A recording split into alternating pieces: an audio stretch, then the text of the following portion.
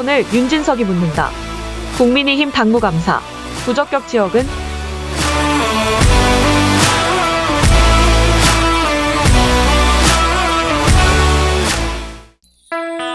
안녕하세요. 안녕하십니까. 안녕하세요. 네, 윤진석이 묻는다. 양순석 책임당원협의회 부의장님께 묻습니다. 당무감사를 앞두고 수도권 지역들 나 떨고 있니? 관련 주제인데요. 네, 오늘 말씀 잘 부탁드리겠습니다. 예, 안녕하십니까. 예. 수도권, 우리 국민의힘 수도권 위기론이 지금 대두되고 있죠. 전통적으로 수도권은 네. 서울과 경기도 지역은 언제나 야당이 강해왔습니다. 총선 때는. 그러니까 여당에 대한 지지론보다는 언제나 여당에 대한 견제론이 강한 것이 수도권의 특성입니다. 그 수도권에서 지난 아마 15대 선거라고 생각되는데 김영삼 대통령 시절에 수도권에서 아주 신한국당이 압승을 했습니다. 그런데 지금 우리 이 현재 22대의 총선을 앞둔 수도권은 언제나 대통령 지지론이 지금 한 35에서 37%, 그 다음에 대통령에 대한 부정적 여론이 50%에서 55%를 넘나드는 지표를 가지고 있는 상황에서는 수도권에 대한 국민의힘이 과반수를 기대하기가 굉장히 어렵지 않을까 하는 생각이 듭니다. 그 이유로서 국민의힘 지지도가 민주당 지지도보다도 수도권에서 좀 앞섭니다. 그건 민주당이 이재명 대표에 대한 그런 문제와 또 민주당 의원들의 여러 가지 이제 검찰 문제라든지 이런 것들로 또 비사실 등으로 해서 민주당의 의원들이 지지도가 떨어지고 있죠. 그 상대적으로 윤석열 대통령이 안보 문제라든지 그 다음에 외교 문제라든지 이런 것들로 인해서 윤석열 대통령의 인기도가 어느 정도 올라가는 상황에서 국민의힘이 당의 지지도는 앞서가고 있는데 정부 견제론을 놓고 볼 때는 당의 지지도보다도 정부 견제론이 더 높습니다. 이건 상당히 아이러니한 여론조사라고 봅니다. 당의 지지도는 높고 당에 대한 국정 견제론은 이렇게 더 높은 이 상황에서 수도권의 국민의힘의 총선 대응력이 굉장히 여러 가지로 힘이 들 거라고 생각합니다. 굉장히 복합적인 거네요. 예. 네. 그러면은 결국은 이제 그러니까 정부에 대한 견제론이 높아지기 때문에 어렵다. 수도권 위기론이다. 그렇죠. 라고 진단하신 거잖아요. 그러면은 아까 잠깐 언급하셨는데 과거 15대 때 총선 같은 경우에는 어쨌든 물갈이를 잘 대폭해가지고 수도권이 선전을 했습니다. 예. 그 당시를 잘 아시는 분으로서는 어떻게 그때를 보셨나요? 15대 선거가 아마 1996년도라고 기억이 됩니다. 김영삼 대통령이 집권하고 3년 차에 이루어진 총선인데 김영삼 15대 선거는 김영삼 대통령이 이 국회에 대한 강력한 개혁 의지가 있으셨어요. 그래서 그 당시 아까도 말씀드렸지만은 현역 국회의원 교체율이 42%가 됩니다. 그러니까 거의 반수 정도를 현역 국회의원을 탈락시키고 새로운 굵고 혁신적이고 개혁적인 인물들을 공천하게 됩니다. 그때 15대 때 국회에 들어온 유명한 인물들이 누구냐면 홍준표, 이재호, 김문수, 김무성 등 지금 한 시대의 김영삼 이후에 대한민국 정치를 쥐고 흔들었던, 그 다음에 강력한 지도력을 갖고 3선, 4선, 5선, 6선, 지사 이런 것들을 한 개혁적인 인사들이 그 당시에 김영삼 대통령이 공천을 합니다. 그래서 수도권에서 15대 때 신한국당이 승리를 하죠. 그럼에도 불구하고 신한국당은 그 당시는 과반수를 하지 못했습니다. 그렇지만은 새로운 이런 개혁적인 인물들을 만들어냄으로써 한국의 정치 발전에 초석을 놓는 새로운 개혁적인 토대를 놓는 그런 역할을 김영삼 대통령께서 하신 혁신적인 공천이었기 때문에 수도권에서 승리할 수 있었습니다.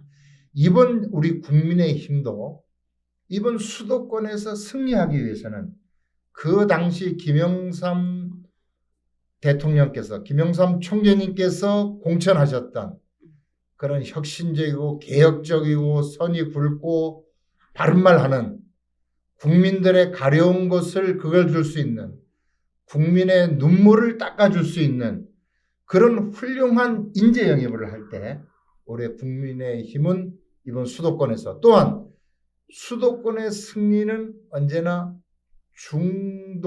중도의 세력이 소위 말해서 캐스팅 보터 역할을 하는 이렇게 중도의 세력을 얼마나 많이 껴안느냐에 딸렸습니다.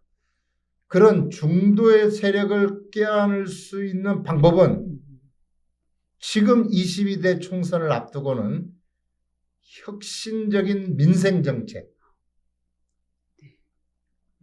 정책이 앞서야 되고 그 다음에 개혁적인 인재 영입, 그 다음에 지금 잘하고 있는 윤석열 대통령의 아젠다, 즉 교육개혁, 노동개혁, 그 다음에 연금개혁 이런 것들에 대한 게 윤석열 대통령의 아젠다지 않습니까? 이 아젠다를 널리 퍼뜨리고 확실하게 그 국민들한테 각인시킬 때 그 중도의 세력은 우리들한테 국민님한테 표를 줄 거라고 생각합니다. 그게 국민의힘이 수도권 승리를 견인치 할 수 있는 좋은 원인이라고 생각합니다.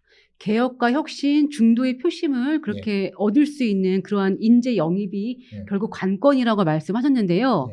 이제 지금 국민의힘도 당무감사를 이제 10월부터 11월까지 합니다. 근데 요즘 들리는 게 경기도 정과 같은 경우에는 송석준 도당위원장만 빼면 다 교체가 될 수 있다. 이렇게 지금 거기서도 많이 떨고 있다고 하는데요. 그런 말이 나올 정도로 굉장히 큰 물갈이 폭이 예상이 되고 있다는 말도 있습니다. 어떻게 보세요? 수도권의 국회의원 지역구가 121곳입니다. 국회의원이 121명이 있는데 올해 국민의힘이 16명입니다. 수도권에서. 그러니까 서울, 경기, 인천을 합쳐서 16명이에요. 이런 걸로 볼 때 지금 현역 의원들 물갈이는 저는 그렇게 큰 의미가 없다고 봅니다. 결국은 공천이 개혁이 있어야 된다고 봅니다. 사실 물갈이로는 당선되기 쉬운 곳, 강남이라든지 영남권이라든지 이런 데에 대해서 정말 개혁적인 공천이 이루어져야 된다고 봅니다. 수도권은 아까도 말씀드렸지만은 윤석열 중도의 표를 어떻게 갖고 올 수 있느냐. 그 중도의 표를 갖고 오기 위해서는 민생 정책을 활발하게 제안해야 되고 그 다음에 윤석열 대통령의 아젠다를 국민들한테 확실하게 인식시켜 줄 수 있는 그런 조직력 있는 사람들이 필요하다고 봅니다. 네. 그래서 결과적으로 물갈이 폭이 대폭 된다, 안 된다? 대폭 되겠죠. 대폭 그건 지금 물갈이라고 하는 것은 꼭 현역 의원만 말하고 있는 게 아니고 당협위원장들도 이제 포함되는 부분이니까 아마 혁신적이고 개혁적인 공천을 하기 위해서 또 윤석열의 아젠다를 확장시킬 수 있는 그런 사람들로 공천을 물갈이를 하겠죠. 그럼 부의장님은 그렇게 동의하시는 거니까 필요하다고 보시는 거죠? 당연히 필요합니다. 그건 그렇게 해야 되고 이번 공천이 그런 대폭적인 개혁적인 물갈이가 되지 않으면 의미가 없겠죠. 또 승리할 수도 없을 겁니다. 어게인 15대 총선과 같은 그런 큰 파격적인 예, 동의합니다. 네, 이게 예. 필요하다. 예. 그러면은 전략적으로 집중 투자해야 될 곳이 지역들이 있을 것입니다. 특히 당무감사 기간에 경쟁력 있는 당선 가능성 있는 그러한 지역들을 좀 그 후보들을 또 가리려면은 분명히 굉장히 심사숙고할 텐데 혹시 이런 지역들을 좀 눈여겨봐야 한다. 그러면 어떤 보세요? 저번 21대 때 그러니까 황교안 대표 때에 황교안 대표가 공천을 한 그 수도권 지역에서 5%에서 10% 차이로 당락이 결정된 우리 우파 쪽 우리 국민의힘이 진 지역이 성동을, 광진을, 강동갑, 노원병, 양천갑, 영등포을, 동작을, 송파병, 도봉을, 경기 분당을, 평택갑, 안산, 그 다음에 남양주병, 용인병, 그 다음에 시흥갑, 고양정, 과천, 용인정, 그 다음에 김포읍, 화성갑, 인천에서는 연수울, 동구 미추울, 남동갑 등 25개가 됩니다. 네. 이 지역은 이번 기회에 반드시 우리 국민의힘이 갖고 와야 되는 지역입니다. 그러니까 이 지역에 대해서 정말 멋진 공천, 붉고 개혁적이고 국민의 눈물을 닦아주고 국민을 위로할 수 있고 국민 속으로 들어가는 후보를 공천하면 이 지역은 불과 저번에 뭐 많이 나면 한 700표, 500표, 많으면 한 2,000표, 3,000표 차이로 당락이 결정된 요 25곳은 우리가 확실히 이길 수 있다고 봅니다. 예, 그래서 더욱더 개혁적인 공천이 이루어져야 된다고 봅니다. 특히 예. 그 지역에 있는 그러면 지금 현재 뭐 당협 신청자분들이나 당협위원장분들은 굉장히 떨고 있을 것 같습니다. 본인들이 되던가 아니면 새로운 분이 전략되던가 아니면 또 경쟁을 통해서 될 곳이기 때문에 예, 그게 아까 5에서 10% 그 이내로 예. 진대 말씀하신 예, 거죠. 예, 네, 한번 그 지역들을 한번 잘 살펴보고요. 예. 근데 이제 거기에 시금석이 될 만한 게 지금 오는 30일 날 발표하는 4구 당협 36곳인데요. 예. 지금 이제 들려오는 얘기는 확정 뭐 발표는 안 났지만 뭐 광진을 더하기 몇 군데 한 10여 곳 정도만 조직위원장이 확정됐고 나머지는 공석이다. 이런 얘기 있는데 이거 어떻게 봐야 되는 거예요?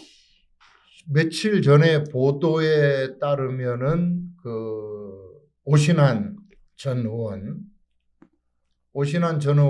그 이제 광진을이죠. 광진을에 하고 그 다음에 용인병의 고석이라는 변호사. 이 고석 변호사가 뭐 어떤지 모르지만 보도에 나온 거 보면 윤석열 대통령의 연수원 동기다 하는 분이 있어요. 저는 고석이라는 분에 대해서는 구체적으로 알 수가 없습니다. 그래서 그런 분들을 이제 포함한 36곳에 이제 신청을 받아갖고 10곳만 우선 발표한다는 건데 아마 국민의힘 지도부는 이런 생각이겠죠.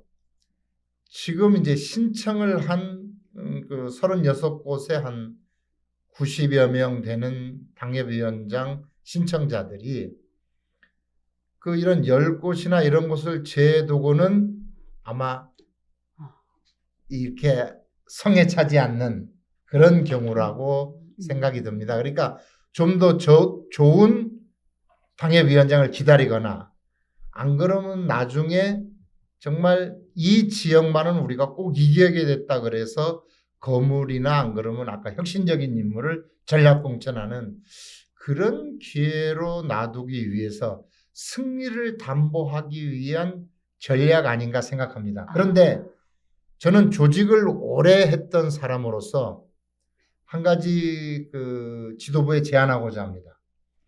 당협위원장을 오래 비워두면 안 됩니다.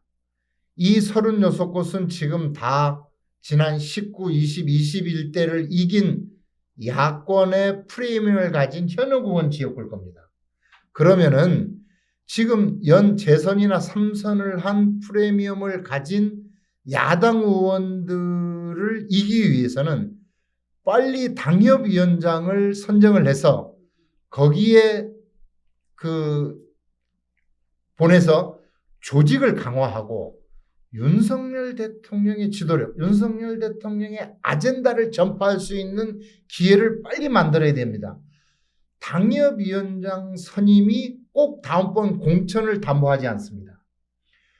지금 당협위원장으로 선임되더라도 공천심사위원회를 다시 만들어가지고 그때 공천은 또 별도로 하는 그런 거기 때문에 지금 지도부에서 왜 이렇게 하는지 이유는 짐작이 갑니다만은 그래도 조직책, 그러니까 당협위원장 조직책을 빨리 임명해서 조직을 복구하고 현역 프레임을 갖고 있는 야당 의원을 이기기 위해서 빨리 조직력 강화에 몰입해야 됩니다. 저는 그렇게 생각합니다. 네, 근데 아까 전에 말씀 듣다가 이제 왜 이렇게 했는지 지도부가 왜 이렇게 했는지에 대해서는 짐작이 간다라고 하셨는데 그게 뭐예요? 글쎄요, 이거 전적인 제 개인적인 예측입니다만은 아마 윤석열 대통령이 공천에 관여는 못하게 돼 있습니다. 그렇지만은 윤석열 대통령께서 생각하는 사람이 있을 수도 있겠고 또 당에서 지금 발표를 하면은 조금 좀 흠집을 입을 수 있다고 생각하는 사람들이라고 생각합니다. 그래서 그런 사람들을 전략적으로 나중에 공천을 해서 이기기 위한 하나의 방법이 아닌가 하는 생각이 듭니다. 예. 예, 요 관련된 굉장히 중요한 말씀하셨는데 정말 밥가리를 위해서는 빨리 투입돼서 얼른 예. 빨리 진짜 조직력을 강화해야 됩니다. 조직력을 강화하고 우리 지금 집권 여당의 강점, 잘하고 있는 점들 국민들한테 빨리 설명하고 조직을 강화해야만이 지금 현역 의원들의 프리미엄이 야당 의원들의 프리미엄이 얼마나 강합니까? 그래도 이일동활동한데 또 다시 이 조직책들 임명을 연기한다는 것은 조금 그런 문제점이 있지 않는가 하는 생각이 듭니다. 네. 그런데 아까 지도부에 대해서 말씀하셨지만 이제 조언도 하셨고요. 그런데 이제 들리는 얘기가 여전히 김기현 체제로 과연 되겠어? 너무 어렵지 않을까? 이럽니다. 김기현 대표께서는 지금까지 당을 잘 추려 오셨죠. 제가 저번 출연할 때도 말씀드린 것 같지만은 최고위원회가 붕괴될 뻔했습니다. 최고위원회 선출로 김재원 최고위원이라든지 그 다음에 태영호 의원이라든지 여러 가지 조수진 의원의 문제점이라든지 이런 것들로 최고위원회가 붕괴 직전에 있었는데 김기현 의원께서 굉장한 인내와 노력을 통해서 이 봉합을 아주 잘하셨어요. 그 다음에 지금 총선을 불과 8개월 앞둔 시점에서 다시 지도부를 바꾼다고 하는 것이 굉장히 위험할 가능성이 있습니다. 좀 부족하면은 이 당의 지도부를 보강을 해서 요새 뭐 여러 가지 좋은 분들이 많이 있으니까 보강을 해서 김기현 체제를 잘 이렇게 이끌고 가는 게 저는 국민의힘이 승리하는데 도움이 된다는 생각을 합니다. 예. 지금 비대위원 체제를 운영한다든지 다시 비대위로 돌아간다는 것은 당의 혼란을 이야기할 뿐이라고 생각합니다. 네, 그러면 김기현 대표는 바지 사장이다.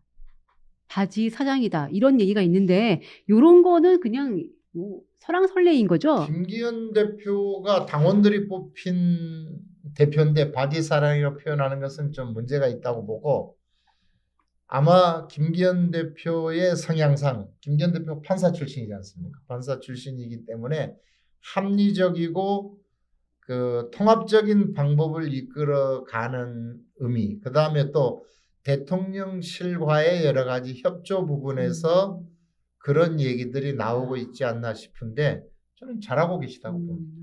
예. 네, 잘 아울러서 유하게 잘 이렇게 포용한다. 예. 네, 또 잘 대통령실하고 잘 소통하고 있다. 이렇게 예. 이해를 해야 되겠네요. 그래서 이제 한 두 가지 질문 남았는데요. 한동훈 법무부 장관이 차출되지 않을 것이다. 이제 그분은 이제 워낙 법무부 이 장관으로서 해야 될 일이 많다라고 해서 그런 말들이 돌다가 다시 차출론이 부상하고 있습니다. 원희룡 장관과 함께요. 어떻게 해야 된다고 보세요? 그것 한동훈 장관 차출, 원희룡 의원 차출설은 수도권에 대한 승리가 불안하다는 생각이겠죠. 수도권의 승리를 반드시 해서 우리가 이번 22대 총선 때 국민의힘이 과반수를 얻어야만이 윤석열 대통령의 국정에 동력이 생기고 또 윤석열 대통령이 추구하고자 하는 그런 아젠다를 강력하게 밀고 나가서 성취시킬 수 있는 것이 되기 때문에 총선 승리를 위한 방법론이라고 생각합니다. 특히 수도권에서의. 그래서 수도권에 스타급 플레이어들이 필요하겠죠. 지금 한동훈 장관, 원희룡 장관의 차출설은 그런 이유에서 나오는 거라고 봅니다. 그런데 당분간은 그건 아마 12월 달까지는 좀 12월 달까지는 좀 두고 볼 일이라고 생각합니다. 그때 가서 다시 해야 될 문제지 지금 성급하게 한동훈이나 원희룡 장관의 차출설을 의미하는 것은 국정에 부담을 줄 수도 있고 또 지금 국정을 잘 운영하고 계시는 장관들이 그때까지는 좀 몰입하게 놔뒀다가 그분들이 또 갑자기 당에 들어오거나 이러면 또 당의 지도력이 또 흔들릴 수도 있고 그러니까 그것은 11월이나 12월 달에 가서 결정을 해도 늦지 않다고 봅니다. 그렇지만은 이번 총선은 정말 스타급 플레이어들이 아주 간절히 필요한 시점입니다. 수도권의 승리를 담보하기 위해서 정말 멋진 스타급 플레이어들을 많이 한동훈 장관, 원희룡 장관, 나경원 전 의원, 안철수 의원 모든 분들이 힘을 합쳐서 그들이 깃발을 흔들고 윤석열 아젠다의 확산을 위해서 노력해야만이 이번 국민의힘은 과반수를 얻을 수 있다고 생각합니다. 네. 한번 지켜보겠습니다. 그런 분들이 다 공동 선대위원장이 되어서 이제 수도권을 견인해 갈지 한번 보겠습니다. 그건 이제 선대위원회에 들어올 수도 있고 선대본부에 들어올 수도 있고 안 그러면 출마해서 그분들이 총선을 같이 이제 격려하면서 할 수도 있는 여러 가지 방법이 있겠죠. 네. 네, 거기에 험지 출마나 이런 것도 여러 가지 또 변수도 있을 수 있겠네요. 그래서 네, 이제 그럼 끝으로 이제 윤석열 정부가 중간 평가가 내년 총선이라고 많이들 말씀을 하시는데 중간 평가 어떻게 좀 가장 총평과 그리고 제언하고 싶으신 말씀 부탁드리겠습니다. 이 윤석열 대통령 현재 이제 대통령으로서 1년 한 6개월, 7개월을 이렇게 영위해 오시는 분에 대한 평가를 한다는 것은 그 윤석열 후보와 함께 대선을 치룬 저로서는 저는 사실 지난 대선 때 윤석열 애국국민운동본부의 조직 책임자로서 정말 윤석열 후보의 당선을 위해서 전력 투구, 헌신적으로 노력을 많이 했습니다. 그런데 그 윤석열 후보를 당선시키기 위한 참모로서 지금 대통령이 되신 윤석열 대통령에 대한 제언을 한다는 게 굉장히 외람되고 또 참모는 선거 때는 언제나 자기가 모시고 있는 후보가 당선될 때까지는 직언을 해야 됩니다. 정직한 얘기를 해야 되고 전략적 제안해야 되고 전략적 마인드를 갖고 정말 얼굴을 붉히시면서까지도 그런 후보에게 그런 말을 해야 되는데 당선이 되고 나서 고지에 오른 다음에 참모는 사실은 충성심만 필요하다고 생각합니다. 그런데 로열티만 제공해야 되죠. 그런데 그래도 아쉽지만은 저는 그래도 그 제야에 있는 또 책임당원협의회를 현재 맡고 있고 그러니까 한 말씀을 꼭 드리고 싶은 말씀이 있습니다. 윤석열 대통령님께 한 말씀 드리고 싶은 것은 지금쯤 새로운 인사를 한번 시행해 볼 때라는 생각이 듭니다. 지금까지 장관과 대통령실을 임명해서 지금까지 잘 끌고 오시고 안보 문제, 외교 문제, 여러 가지 한일 문제를 잘 해오셨지만은 지금 국민들은 지금의 내각이나 안 그럼 지금의 대통령실에서 약간의 피로도를 느끼는 것 같습니다.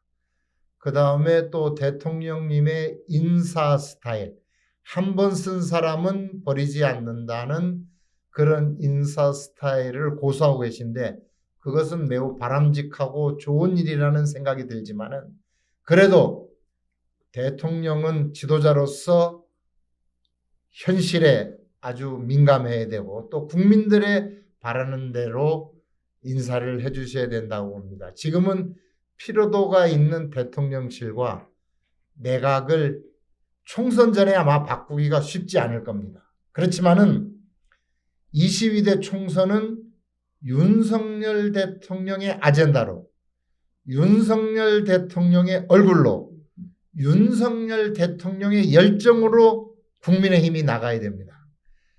그것으로 나가야만이 저희들이 저는 과반수를 얻을 수 있다고 봅니다. 그렇기 위해서는 대통령님께서 한번 대통령실이나 내각에 대해서 한번 점검을 한번 하시고 또 공과를 따져서 좋은 사람은 일 잘하는 사람은 더욱더 열심히 일하게 하시고 조금 부족한 사람은 다른 일을 맡김으로써 한번 인사의 이런 소통을 인사의 변화를 주는 것도 총선을 위해서는 나쁘지 않지 않겠는가.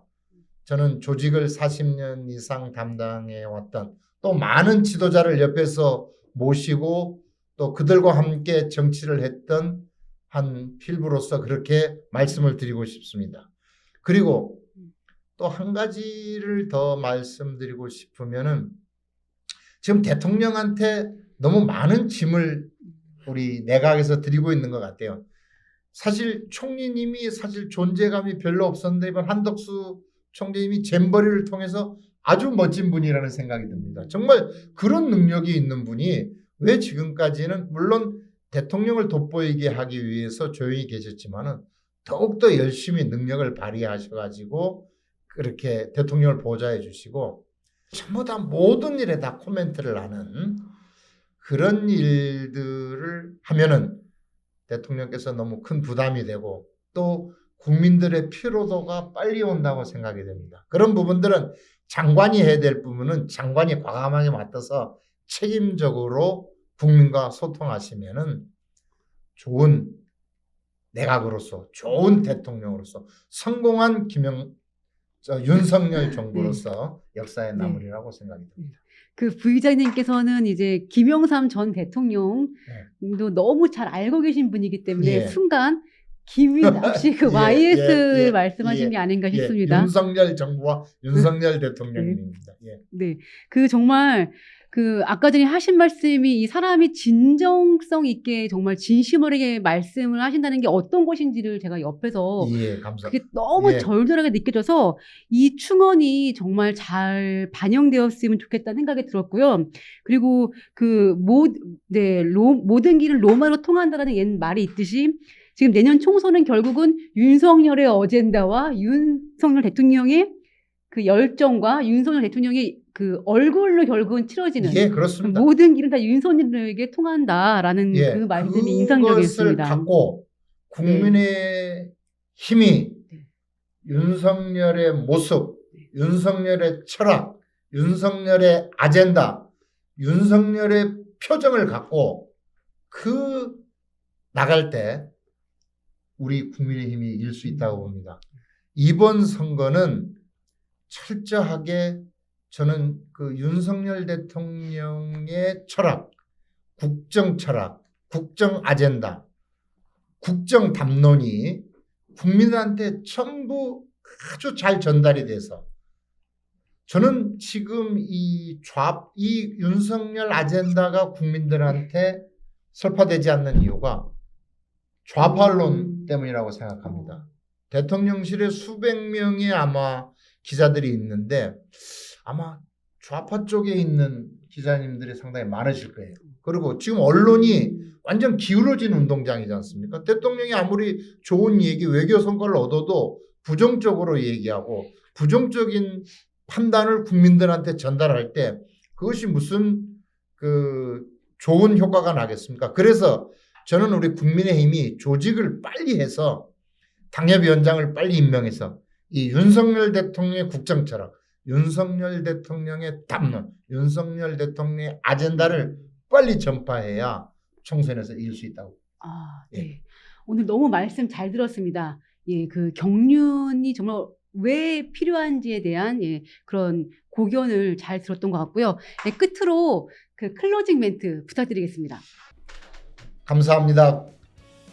저는 40년 동안 오직 그 우파 정당에서 조직만을 담당해 와서 그 우파 정당의 승리를 위해서 최선을 다하고 헌신적으로 일해왔습니다. 이제 우리 시사오늘이 이 대한민국 언론의 최고 언론으로 우뚝 서고 또 정론으로서 자리매김하기 위해서는 여러분께서 구독과 좋아요를 꼭 눌러주시고 구독해 주셔야 됩니다. 부탁드리겠습니다. 감사합니다. 감사합니다. 잠깐, 여기를 눌러주세요. 구독과 좋아요를 눌러주시는 분들에게 건강과 행운 장수를 기원합니다.